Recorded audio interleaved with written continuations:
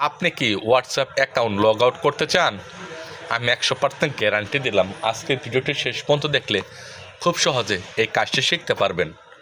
ওকে, আপনি আপনার মোবাইলে সেটিংস নামে একটা অপশন দেখবেন, সেটিংস অপশন ওপেন করবেন।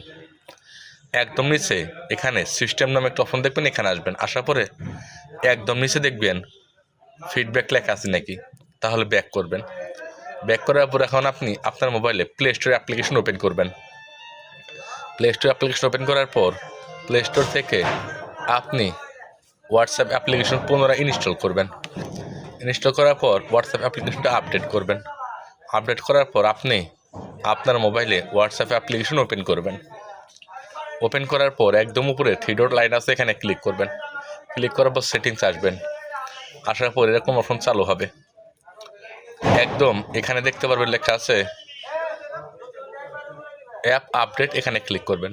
অ্যাপ আপডেটে এসে আসার পর নোটিফিকেশন অফ থাকবে, অন থাকবে আপনি অফ করে দেবেন। এখন একদম উপরে দেখবেন থ্রি ডট লাইন আছে, এখানে আসবেন। থ্রি ডট লাইন আসার পর সেটিংস অপশন আছে, এখানে আসবেন। আসার পর এখানে অ্যাকাউন্ট নামে একটা অপশন আছে, এখানে ক্লিক করবেন। ক্লিক করার পর এখানে দেখবেন 1 2 3 4 5 6 7 8 9 10 অপশন চালু আছে, কিন্তু এখানে কিন্তু লগ আউট অপশন নাই। আগে হোয়াটসঅ্যাপ লগ আউট করা যেত, বর্তমানে হোয়াটসঅ্যাপ লগ আউট করা যায় না।